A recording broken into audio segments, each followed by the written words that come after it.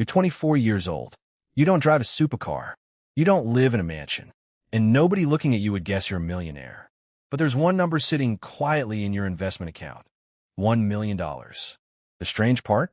You didn't inherit it. You didn't win it. You built it. And it all started years earlier. Before the $1 million, there was nothing special about you. No huelsi parents. No trust fund. No secret business waiting for you. You were just a teenager living an ordinary life. But one day, you started noticing something everyone around you seemed to ignore. The way people spent money and the way a few people made their money grow. At 16, you got your first real paycheck. It wasn't much. Just a few $100s for weeks of work. For the first time, you had money that was completely yours. You could spend on a new phone, clothes, or a night out. But instead, you wondered, what if this money could become more? You didn't know much about investing yet. You just knew that leaving your money in a drawer wouldn't make it grow. So you opened your first investment account. You put in a small amount, money you could afford to lose. Then you waited. And when the first few dollars appeared, something changed. You wanted to understand how this worked. At first, it felt almost pointless. You had put your money into the market, but nothing dramatic happened. A few days passed, then a few weeks. You checked your balance, and it had barely moved.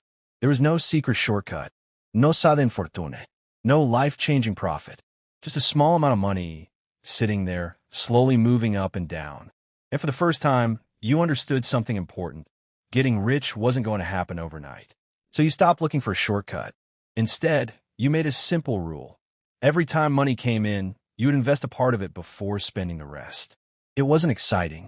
There were months when the amount was tiny. But you kept doing it. Birthday money, paychecks, extra cash from small jobs. A little here, a little there. You weren't trying to become rich that year.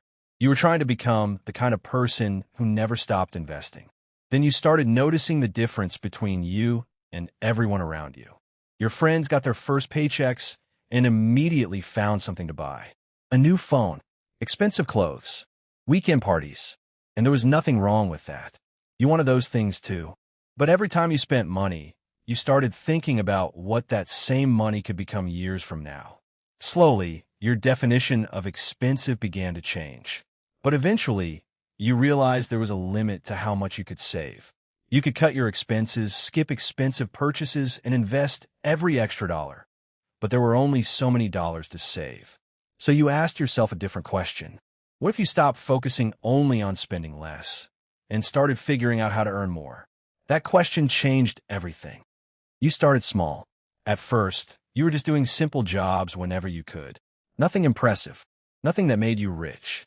But then you discovered something valuable. People were willing to pay you for a skill. So you started learning. You practiced after school. You made mistakes. You tried again. And slowly, that small skill became something people actually wanted. Your income began to rise. And for the first time, you weren't just saving more money. You were creating more money to invest. This was the first time things started to feel different. You were earning more, but you still lived almost the same way. Instead of letting every extra dollar disappear, you kept sending part of it into your investments. At first, the numbers were still small. But then you noticed something you had only read about before. Your money was starting to make money. And now, every dollar you invested had two jobs: your contribution and the returns it could generate. Then, just when everything seemed to be working, the market dropped.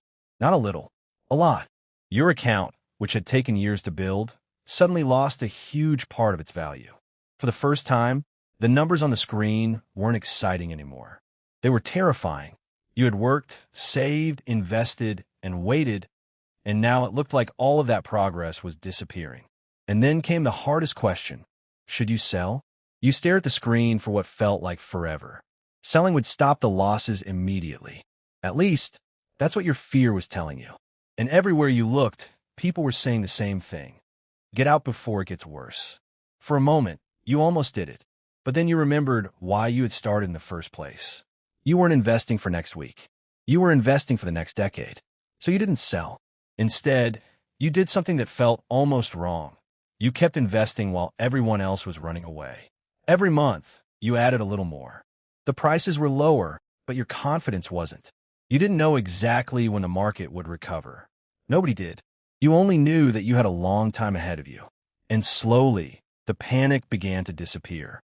And then, almost quietly, things started to change. The market recovered. Your investments recovered with it. But something else had changed too. You had bought during the panic, when prices were falling and everyone was afraid. Now, those decisions were starting to pay off. Your balance was higher than it had ever been. For the first time, you realized that staying calm had been worth more than trying to predict the future. By your early 20s, your life started moving faster. You were no longer making a little money from occasional jobs.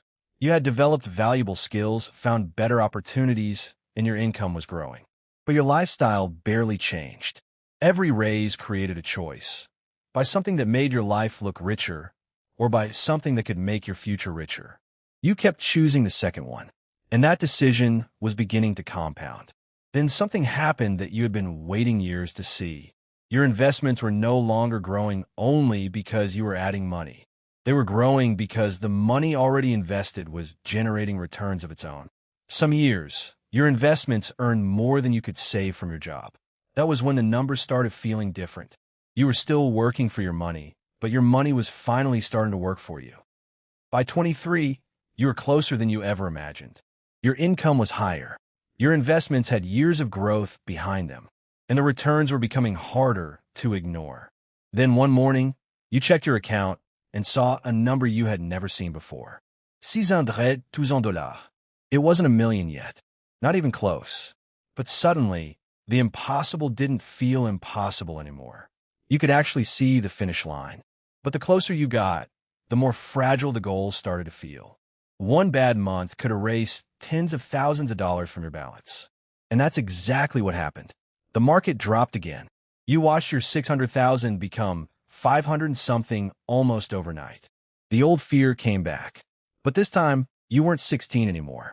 You had already survived this once. This time, you didn't panic. You had seen markets fall before.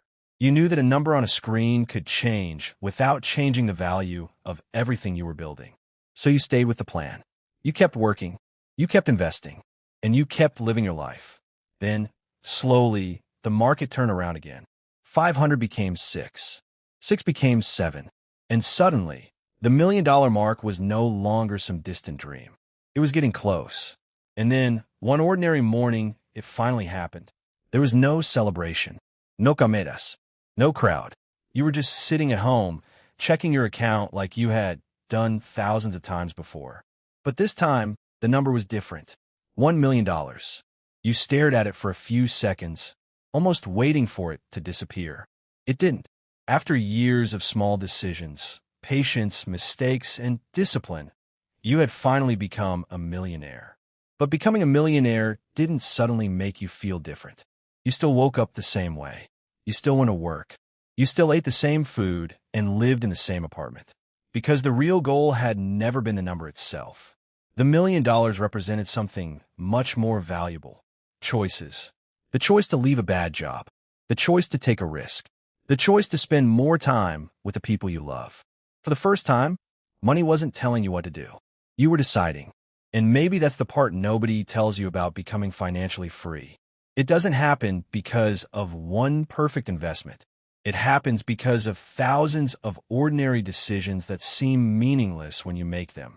The dollar you didn't spend. The investment you made when the market was falling. The skill you learned when nobody was watching. The extra hour you worked.